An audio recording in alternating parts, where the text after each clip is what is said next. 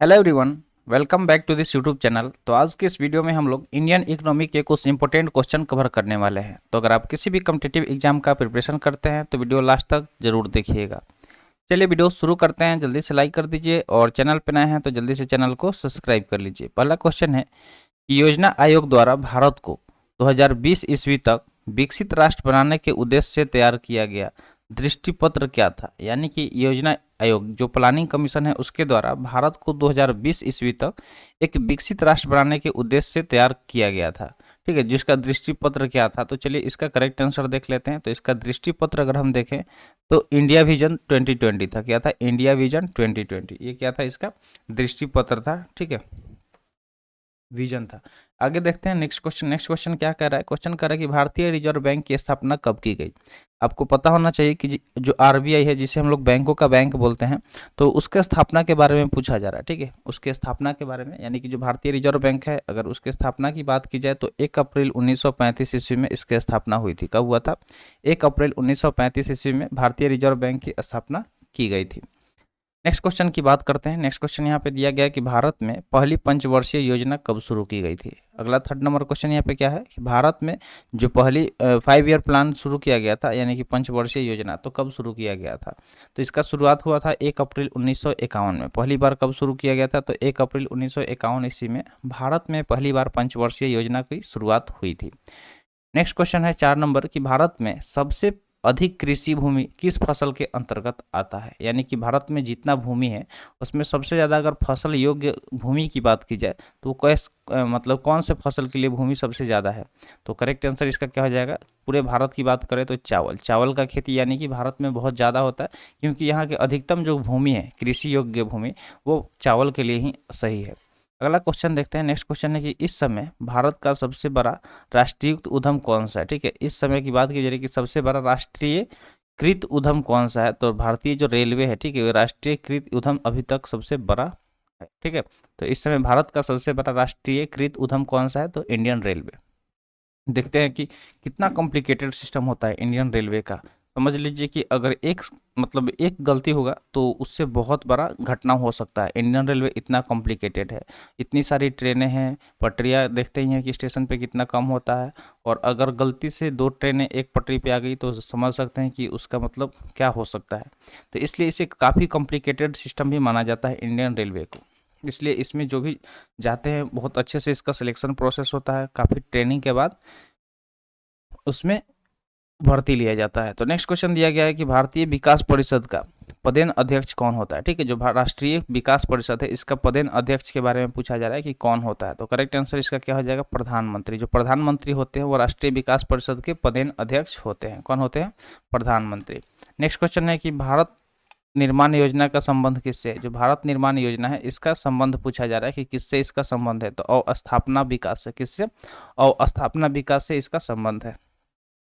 अगला क्वेश्चन है कि किस राज्य में सर्वाधिक अनुसूचित जनजातियां निवास करती हैं। ठीक है, पूछा जा रहा है कि वो कौन सा राज्य है जहाँ पे सबसे ज़्यादा अनुसूचित जनजाति किसको बोलते हैं, जो शेड्यूल्ड ट्राइब के लोग होते हैं, तो कहाँ पे सबसे अधिक हैं। तो इसका करेक्ट आंसर हो जाएगा मध्य प्रदेश। जो मध्य प्रदेश है, ठीक है, एमपी का राजधानी कहाँ पे? तो भोपाल है। ठीक है, तो वहाँ पे अभी देखा जाए तो सबसे अधिक अनुसूचित जनजातियाँ निवास करती है।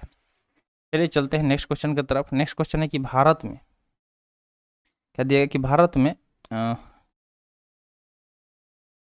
भारत में प्रछत्र बेरोजगारी सामान्यतः किस क्षेत्र में दिखाई देती है। ठीक है, प्रछत्र बेरोजगारी के बारे में पूछा जा रहा है कि सबसे ज़्यादा मतलब बेरोजगारी जो है सामान्यतः किस क्षेत्र में दिखाई देती है। तो अगर कृषि क्षेत्र की बात की जाए तो वहाँ पे प्रछत्र बेरोजगारी देखने को मिलता है। कहाँ पे? तो भारत में प्रछत्र बेरोजगारी कृषि क्षेत्र में दिखाई देता है। अगला क्वेश्चन है 10 नंबर की प्रथम पंचवर्षीय योजना में किस क्षेत्र को सर्वाधिक प्राथमिकता दी गई थी। ठीक है, तो जो पंचवर्षीय योजना लाई गई तो अलग अलग मतलब जैसे प्रथम में अलग चीज़ का को ज़्यादा मतलब प्रायोरिटी दिया गया था, सेकंड में दूसरे चीज़ को दिया गया था। तो इसी तरह से पूछा गया कि जो पहला पंचवर्षीय योजना हुआ आया देश में तो सबसे ज़्यादा प्रायोरिटी किस चीज़ को दिया गया। तो उस टाइम दिया गया कृषि क्षेत्र को। ठीक है, अगर अभी भी हमारे कृषि क्षेत्र को बढ़ावा दिया जाए तो वर्ल्ड में सबसे आगे जा सकता है, क्योंकि हमारा जो देश है वो कृषि प्रधान देश है। लेकिन आज के डेट में यहाँ पे किसानों का कुछ खास वैल्यू नहीं है।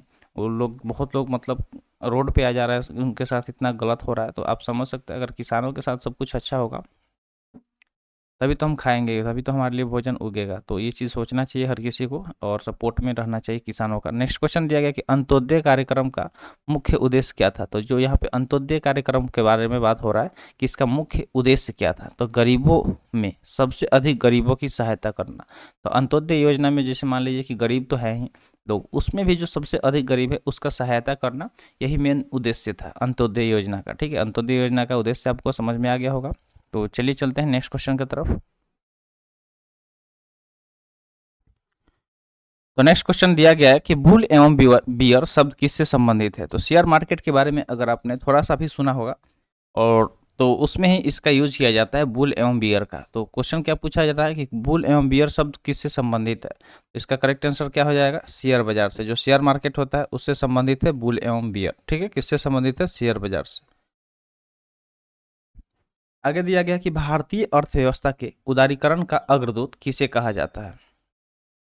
क्वेश्चन क्या है कि भारतीय अर्थव्यवस्था के उदारीकरण का अग्रदूत किसे कहा जाता है। तो इसका करेक्ट आंसर क्या हो जाएगा, डॉक्टर मनमोहन सिंह को। डॉक्टर मनमोहन सिंह नरेंद्र मोदी के पहले प्रधानमंत्री हुआ करते थे। तो देखिए जो मनमोहन सिंह थे, अगर बात की जाए इनके बारे में, तो इनका जो फाइनेंस सेक्टर था उस पर इनका काफ़ी ज़्यादा पकड़ था। ठीक है, फाइनेंस पे इनका काफ़ी ज़्यादा पकड़ था, लेकिन इनको प्राइम मिनिस्टर बना के सब कुछ गड़बड़ कर दिया गया, क्योंकि ये फाइनेंस मिनिस्टर काफ़ी अच्छे से संभाल रहे थे, लेकिन इनको प्रधानमंत्री बना के गलत कर दिया गया। ठीक है, नेक्स्ट देखते हैं। नेक्स्ट क्वेश्चन है कि भारतीय पंचवर्षीय योजना में किस क्षेत्र के विकास पर सर्वाधिक बल दिया गया था। ठीक है, जो भारतीय पंचवर्षीय योजना है इसमें किस क्षेत्र के विकास पर सर्वाधिक बल दिया गया था। तो इसका करेक्ट आंसर देखें तो क्या हो जाएगा, उद्योग क्षेत्र में। ठीक है, जो उद्योग क्षेत्र है वहाँ पे तृतीय पंचवर्षीय योजना में ज़्यादातर बल दिया गया था, यानी कि इसको ज़्यादा प्रायोरिटी दिया गया था। किस पे, तो उद्योग क्षेत्र पे।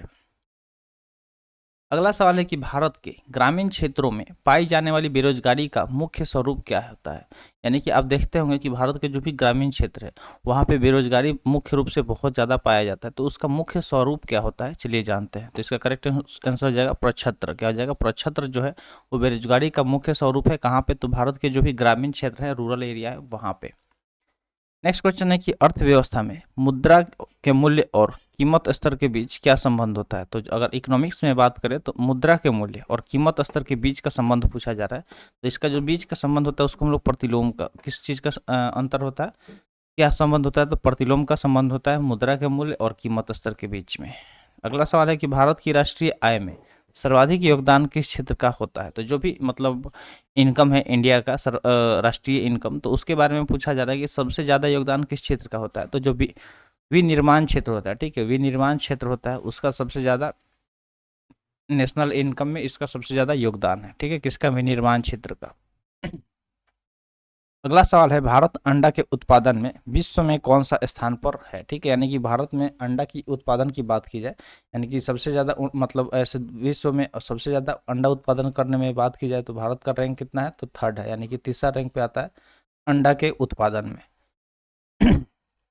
नेक्स्ट क्वेश्चन है कि ग्रामीण क्षेत्रों में गरीबी के आकलन हेतु किस सूचकांक को आधार माना गया। ठीक है, यानी कि जो भी ग्रामीण क्षेत्र है वहाँ पे गरीबी के आकलन हेतु किस सूचकांक को आधार माना गया है। तो इसका करेक्ट आंसर हो जाएगा कृषि श्रमिकों के उपभोक्ता मूल्य सूचकांक को क्या माना गया, इसका आधार माना गया है। किस चीज़ का, तो ग्रामीण क्षेत्र में जो भी गरीबी के आकलन होता है उस हेतु कृषि जो भी श्रमिक है उनके उपभोक्ता मूल्य सूचकांक को उसका आधार माना गया है। नेक्स्ट क्वेश्चन है कि भारत में कर्मचारियों के महंगाई भत्ते निर्धारित करने का आधार क्या है। तो जो भी भारत में कर्मचारी है तो उसके महंगाई भत्ते निर्धारित करने का आधार क्या है। तो इसका आधार की बात करें तो उपभोक्ता मूल्य सूचकांक है। क्या है, उपभोक्ता मूल्य सूचकांक जो है वो भारत में कर्मचारियों के महंगाई भत्ते निर्धारण करने का आधार है। अगला है बजट घाटा का क्या अर्थ होता है। बजट घाटा के बारे में यहाँ पे पूछा जा रहा है कि जो बजट घाटा है इसका क्या अर्थ है, किसके बारे में, तो बजट घाटा के बारे में। इसका करेक्ट आंसर हो जाएगा कुल प्राप्तियां एवं कुल खर्च में अंतर। जो मान लीजिए कि जितना प्राप्त हुआ और जितना खर्च हुआ तो दोनों के बीच का जो अंतर आता है उसको ही बजट घाटा कहा जाता है। ठीक है, तो इसका अर्थ समझ में आ गया कि बजट घाटा का क्या होता है कि जो भी इनकम हुआ, ठीक है, जो भी इनकम हुआ इसमें से अगर इन्वेस्टमेंट यानी कि उसमें से जो इन्वेस्ट कर दिए, ठीक है, इन्वेस्ट कर दिए या खर्च हो गया, स्पेंड हो गया, तो उस जो उसके बाद जो बचता है, ठीक है, उसके बाद जो आता है उसको ही हम लोग क्या बोलते हैं, बजट घाटा बोलते हैं। अगला सवाल है, भुगतान संतुलन के विपरीत होने में दशा में कौन सा कदम स्थिति सुधारने में सहायक होता है? भुगतान संतुलन के विपरीत होने की दशा में कौन सा कदम स्थिति सुधारने में सहायक होता है? तो इसका करेक्ट आंसर क्या हो जाएगा? अवमूलन, अवमूल्यन हो जाएगा, ठीक है, क्या हो जाएगा? अवमूल्यन हो जाएगा। नेक्स्ट क्वेश्चन है कि पंचवर्षीय योजनाओं के इतिहास में भारत की सर्वाधिक असफल योजना किस योजना को माना जाता है? पंचवर्षीय जो योजना चलाया गया तो उसके मतलब हिस्ट्री में देखा जाए तो सबसे असफल यानी कि सबसे फेलियर योजना किस योजना को माना जाता है? तो जो तीसरा योजना चला जो किसके सपोर्ट में था, मतलब सब उसमें किस में जोड़ दिया गया था? तो उद्योग को, ठीक है, उद्योग पे जोड़ दिया गया था, जो सबसे असफल माना गया है, ठीक है, ये सबसे असफल माना गया। अगला सवाल है, 10वीं पंचवर्षीय योजना के अंतर्गत कितने प्रतिशत वार्षिक विकास दर का लक्ष्य निर्धारित किया गया था? तो जो 10वीं पंचवर्षीय योजना आया था 5 ईयर प्लान, तो उसमें जो विकास दर का लक्ष्य निर्धारित किया गया था कितना प्रतिशत? तो 8%। कितना? तो 8% लक्ष्य निर्धारित किया गया था। तो उम्मीद करते हैं यहाँ पे जो भी क्वेश्चन बताए गए होंगे आपको समझ में आ गया होगा। तो आज के लिए इतना ही, आज का सेशन यहीं पे समाप्त हुआ। सेशन कैसा लगा कमेंट सेशन में जरूर बताइएगा। तो मिलते हैं फिर अगले वीडियो में। Thanks for watching.